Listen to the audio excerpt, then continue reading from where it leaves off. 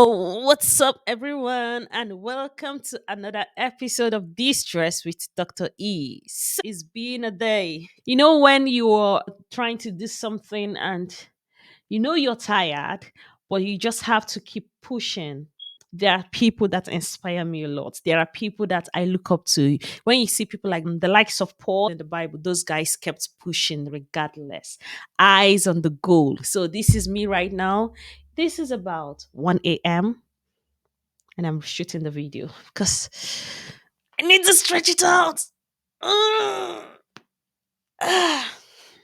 Thankfully, I'm not going to work tomorrow, so I'm going to sleep in really nicely when I'm done with this recording. I'm just going to get adequate sleep because it's part of what I'm going to be sharing today. And guess the topic for today's episode. So, the topic is how to cope with high pressure workplaces. Are you ready to listen? Trust me, you're going to love this one. Interesting, when I went to make my hair, I had this conversation with my girl. Hi, shout out to Jess. I had this conversation with her about what it's like working in the environment. We work in accident and emergency environment, and trust me, guys, it is a high pressure workplace. Like, oh my god, there are some days that it gets so overwhelming. Like, you just can't wait to finish your shift so that you can go home and stretch out and rest. And of course, get energized to come back the next day. I go straight into how you're going to cope. There is this study that said there are the three industries that high risk of work related stress compared to other industries. High risk of work related stress, anxiety, and depression. What are these industries? You're talking about the public administration and defense industry, the human health and social work industry, and then those in the education industry. But hold up. It does not mean that other industries don't get stressed. In fact, if you ask me, I'll tell you that stress responses or how people communicate how they are stressed is based on personal experience. It's highly individualized. It's highly individualized. That means you and I can be working in the same place, okay? But then I'm enjoying the work. I'm all smiley. I'm all bubbly. People are seeing me and they're like, "Oh, you're so well put together." And then the other person is like, "Oh, I'm struggling to cope each day. I'm just tired. I can't keep up." You know? And then you're wondering, come on, it's the same work that you guys are doing, it's the same work demand. So what's the problem here? That is why, guys, it's very important for you to be empathetic to someone when they tell you, "Hey, I'm stressed." First, try to listen, try to understand why they said that. Don't be quick to push them away or to chase them away with things like, "Ah, your own is even small. It's not the same work. I know this work is stressful. Ah, even me, they feel everybody they feel the same stress now. No be anything different or no be anything unusual." See, once you address the situation like this, the person will just lock up. They will not even want to tell you anything. Even if it's you, will you want to tell somebody something else? But if you try to listen and try to understand where they are coming from, that's when you start hearing things that will keep your mouth open like this. You start hearing things like, "I'm undergoing therapy for depression. Oh, I almost died by suicide last week." You're like, "Yeah?" Or you hear something like, "I just started chemotherapy for cancer treatment." And you're like, "Yeah?"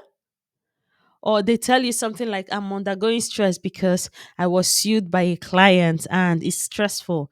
You're like, "Oh my God." When you hear things like that, won't it make you rethink your own life and make you think like, okay, maybe I shouldn't complain. Okay, maybe I should hear this person out and know how to help.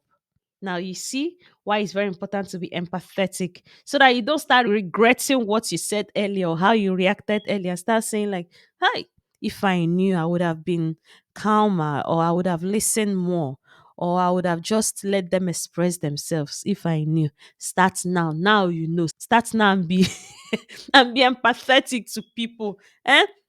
And then another thing, aside the health issues or family issues, you're also looking at individuals, Not everyone has the same genetic makeup. Not everyone has the same background or personal experience. Like, for instance, those of us working in that are working outside Nigeria, you hear things like, hey, Nigerians are resilient people, which is what one of my friends told me. She said, you guys are so resilient. You're always looking so happy. Guy or babe, if you know where we come from, you know that we are able to conquer anything, anything at all. So, with such experience, with such background and personal experience, wherever you realize that you're able to cope more in certain environments compared to someone that didn't have similar experience with you. Okay, so all these things explain why somebody else can experience stress in an environment and another person is so relaxed in the same environment. So, regardless of the studies, just know that if you're stressed in your environment, it can also be a high pressure workplace for you. Okay, which gets me to things you can do to cope with a high pressure workplace. Number one is set your priorities straight from the beginning. See, before you get into that job, I know that you have thoughts of, let me just do this job. I need the money and I need this one, I need that one. But then before you get into that job, also know what's priority for you. Okay. Yeah. The common thing is the money, actually, which is the truth. So I'm not gonna lie. The common thing is the money. It's priority. That means you're able to take anything. You're able to take any rubbish so that you can get the money. But how much rubbish can you take? How much can you deal with? How much can you tolerate? If you've already prepared yourself and then you have this mindset that my family is important, and then you come into a workplace that doesn't give you time for your family, that means it's time to start thinking about strategies. Is it not? Let me give you an instance. When I came into A&E, Accident and Emergency Department, it was really, really overwhelmed. Okay, I'm actually talking about the work pattern, the rota. So the rota was so much that I barely had time for other things that were also really, really important to me because I'm not my job. I also have another life outside the job. So if I'm not giving attention to other things and all, including my creative side, hey, the day the job will deal with me, frustration will just be my name. So because I was having time for other things, I had to kind of step down, and that meant going part time. I've shared this before. Yeah, I have to share it again because it's important in this context. So I stepped down and. They reduced my salary, but I was much happier. I was much able to handle the workload. All right. So set your priorities. What is really important to you? Is it your health? Is your health a priority? That means if your workplace is beginning to affect your health, there is something you should do about the matter. Or you're among those that no matter what happens, so long as you're getting the money, you did there, you go die there. It's up to you. That's your priority. Now, the second thing is mindset. There's this mindset you should carry when you're going into that high pressure workplace, and that mindset is you already know. The job description have already told you that this is what to expect, or you've when you were applying for the job, you've made your research, probably you've spoken to people or you've read reviews about the workplace, and you already know that this is a high pressure workplace. Or and then you don't prepare yourself ahead of time. What do you expect is going to happen? You'll just be overwhelmed from the beginning. So if you prepare your mind, oh, this is a high pressure workplace. Okay, can I do this? Okay, I just have to endure for a while. I have to, let's see how it goes. So you've prepared yourself, mind, body ahead of what's going to come. So that even if it becomes so exhausting, you won't kill yourself in the process because you know what you got yourself into. Okay, instead, you start looking for ways to adjust, to adapt, or to change or anything, but get your mindset right. And remember, the work does not end with you. That company was running before you came in. That means that company will continue to run even after you've come in. So just prepare your mind, okay, for anything. Now, the third one is take your breaks. So long as you're listening to this podcast, Distress with Dr. E, one thing you keep hearing until it sinks is take your breaks, schedule your rest. Okay, let's talk about take your breaks. See, Listen, come closer. I know that you want to impress your boss. I know you want to get that best employee award. I know you want to get that promotion next year. And now it's making you work back to back. Eh? See, guy, I beg, take that break. Remember what I said earlier. The job did not begin with you and it's not going to end with you. That means no matter how they've told you, oh, you're so awesome. If not for you, we wouldn't have hit that target. If not for you, that profit wouldn't have come. No matter what they are telling you, if you know they dear today, that job will have to continue because clients' demands has to be met now. Will they stop because of you? Will they stop production because of you? Will they stop services because of you? And the profits have to be made now. Other people need to earn salary. So let it sink in your head. Oh. You are replaceable. You are replaceable. Even robots self are coming to replace every one of us.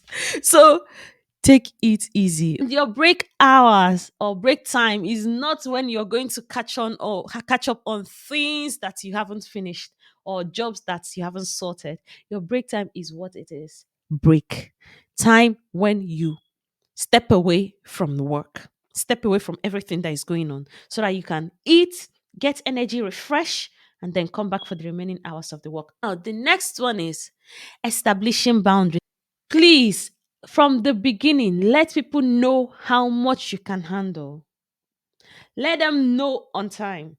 You don't see, it doesn't help you or help your team if you try to be people pleaser. By people pleaser, you're that person that wants to do everybody's work. Hey, so that people will like you. Hey, they tell you, hey, Patricia, are you happy to do this? You're like, yes, I'm happy. Do it, bring it, I'll do it. You still have your own workload, though. You haven't finished it, too. And then you're taking on more. And by the time you know it, other people have finished their work at 5 o'clock. Everybody have gone home. You're still there, 6 o'clock. You're still working. The next day, you continue the same thing. Before you know it, you're getting tired. You're getting frustrated. Okay, all the stress responses are beginning to show up in your life, whether it's the physical, cognitive, or mental health signs or behavioral signs of stress. They are beginning to show, and before you know it, you're underperforming, which is not helpful to your team. And once they start questioning your competence, you become anxious. Anxiety sets in. So it's best to establish boundaries early enough. Okay, I'm sorry, I can't take more than this. I'm sorry, I would have loved to help you, but can you please give it to somebody else? Or I would have loved to help you, but I'm trying to sort this out and it may take a little bit time. If you're happy to wait, that's all right. But if you're not happy to wait, that means you have to find somebody else to help you out. Is it not? So establish boundaries on time, okay? So that you can stay sane and do this work. Now the next one is exercising. Exercising, why is it important in high pressure workplaces? Exercising is important because, let me tell you, it helps you distress. It improves your mood, makes you feel lighter. In addition to all the health benefits, improving memory and stuff, improving your heart health, kidney health, and all, and your skin and all of that. Okay, so exercise. What can you do different? You don't even need to register at the gym because I know that people struggle with the consistency of going to gym after work or before work. But you can try something simple like walking. When you go out there to take a walk in the evening or anytime that is convenient for you, just and be in the moment, when the breeze is blowing, just embrace it and enjoy the breeze that is hitting your face. Enjoy how your clothes is swaying if you're wearing a dress, of course, for the ladies. Enjoy the view of probably the buildings, the trees, or anything around you. Just be in the moment. Don't worry about work. By the time you get back home, see, you will testify with me. You'll be feeling happier, distressed, even if your mind seemed clouded earlier. You realize that you're feeling much, much happier and you're ready for the next day. Okay, because you're working in a place that need you sane and whole, physically, mentally, emotionally, behaviorally. They need you to be sane all the time so that you can deliver your best. Incorporate exercise into your routine, or you can do like me, that dance as a form of exercise. Just come home, hit up the music, and I begin to dance. Not even like I'm an expert, but just that movement and playing my best songs gives me this euphoric state. Like, oh, even if the world like it should burn, I'm just happy and I'm enjoying the moment right now. These are the kind of things that helps you distress and re-energizes you for the next day. Okay, because the next day is already going to be stressful. Why should I add stress from the previous day to this one? Why should I do that? So the next one is addressing issues as quickly as they happen. See, one thing you don't want to do is to create enemies for yourself. By this, I mean you have an issue with a work colleague, you did not address it, and then you just carried the grudge in your heart. Or you did not even ignore it, like you've forgiven and forgotten. You just carried the grudge in your heart. The next minute, another thing happens. You carry the grudge, and then next minute, another thing happens, and then you explode and start shouting, making enemies with everyone because of unaddressed issues or poorly addressed issues. So, why don't you make people understand what they've done to you? If you're the type that can't let go, I mean, when I mean letting go, I mean forgiving and forgetting. If you're the kind of person that can't just let go, why don't you politely communicate what they did and how it made you feel? If you struggle with the communication, why not speak to someone that can help you out? Which brings me to the next one, which is familiarizing yourself with your workplace policy. What's the policy on resolving conflicts in your workplace? What's the policy on addressing bullies in the workplace? So familiarize yourself with these. Do you have a manager to speak to? Is it the HR? Who do you speak to? What is the channel? What's the process of addressing these issues? Because you don't want to be coming to work to a place where somebody, one or two persons are making you feel undervalued, feel less of yourself, that is making you question your competence, even though you know that, even though you know you're doing, even though you know what you're doing. But then somebody else is making you feel this kind of way. And then you're coming to work the next day feeling anxious, getting palpitations, jittery hands, because you don't know if you're going to meet these guys again, these one or two persons that is making life living hell for you. That is the toxic workplace we're talking about now. So you're getting paid, I'm getting paid. Why not speak up for yourself rather than let them intimidate you or bully you to, is it oblivion? English hard sometimes. Or bully you to the point that you're now suffering a mental health issue or the other. So speak up for change, okay? You don't need to die in silence. Now, one important one I'm going to share with you is breathing. When it gets so overwhelmed in that department, see, just take a break and do something really simple. Our psychologist in my workplace taught us this. Take a quick deep breath. Take another breath on top of it, and then exhale through your mouth. Let me do it again. I love it. Take a deep breath, another one on it, and then exhale.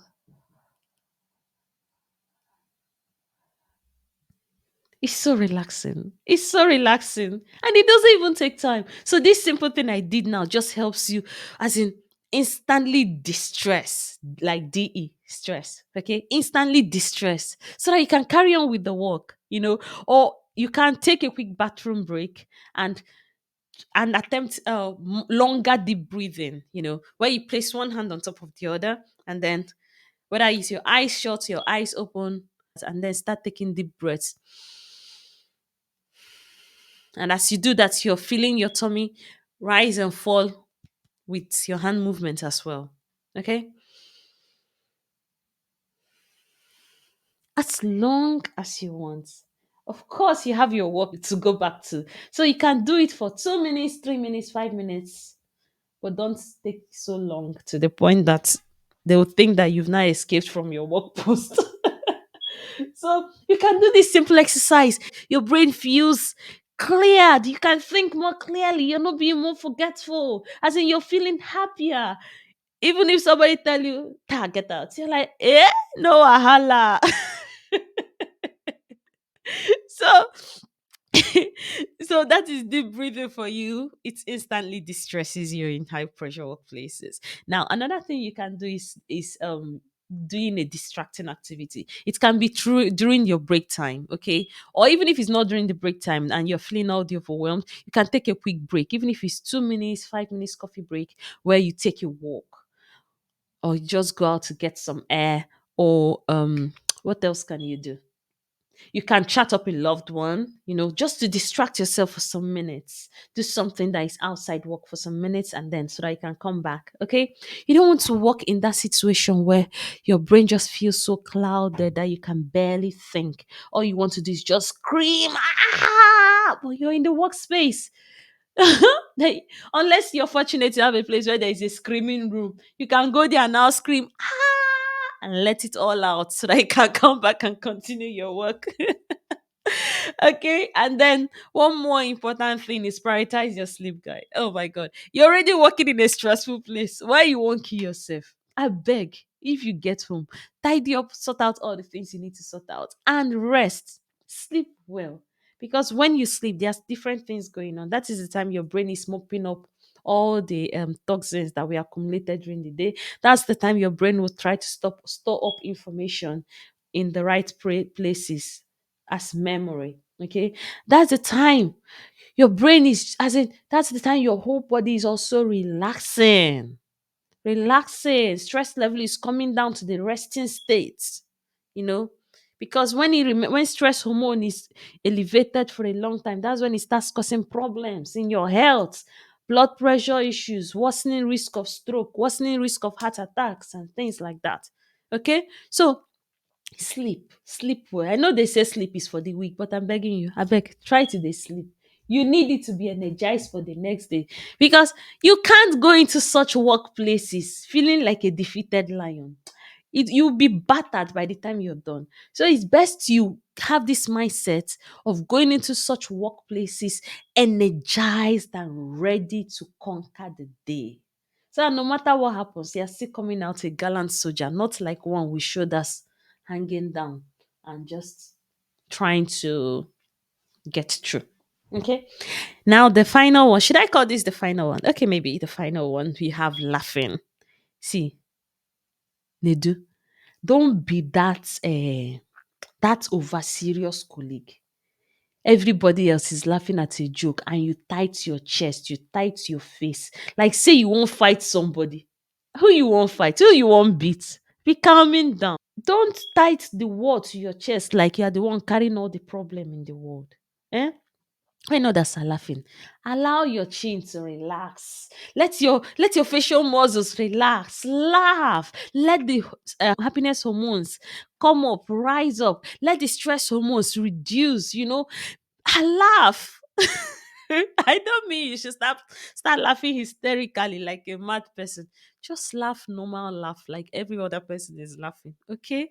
Don't tie the words in your chest. The workplace is already hard. Talk more of a stressful workplace. It's already hard. So when you get the opportunity to laugh, laugh. When you get the opportunity to watch or listen to a comedy, do it and make yourself happy. Hey, I think there was something else I wanted to add. This is a special shout out to those that, before I conclude, this is a special shout out to those that feel they do better when they are stressed. See, when people tell you that they are just doing something simple, and that is they are optimizing stress.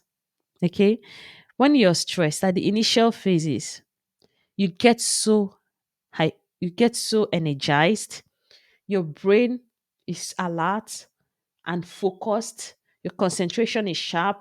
All these things is your body's way of communicating that you need to get something done. Blood is flowing to the right places to get you do the work. Okay. So with such adrenaline surge, that's the hormone that is involved in all of these. You're able to do so many things, get things done. But then if you allow yourself to remain highly stressed or repeatedly stressed, instead of the benefits you're getting, you start getting the opposite of those. And that is your energy begins to drop, your focus begins to drop, concentration drops, memory drops, forgetfulness sets in, behavior, you become irritable, your sleep starts affecting your sleep, you become at risk of serious health issues, and who knows, anxiety, depression, burnout. So don't subject yourself to that. That is why self awareness is very important. Know how much you can tolerate, know when something unusual is setting in, and then call your body back, call yourself back to help you relax, to help you rest, so that you don't see these negative signs. Okay, I'm rooting for you. If you found this particular episode helpful, please share this podcast, share the episodes with your friends, with your workmates, because what's the point that you are able to manage your stress and you have your wellness tips at your fingertips, and your work colleague don't know all these things, and then they now transfer their own stress to you? What's the point? So it's best everybody learn together, so that you work together as a healthy team, and you start looking forward to going to work the next day. Isn't that awesome? Of course, that's going to be awesome. So share my episodes. I would really appreciate that. Leave me a review, and I will also appreciate your feedback, your comments. Thank you for joining me.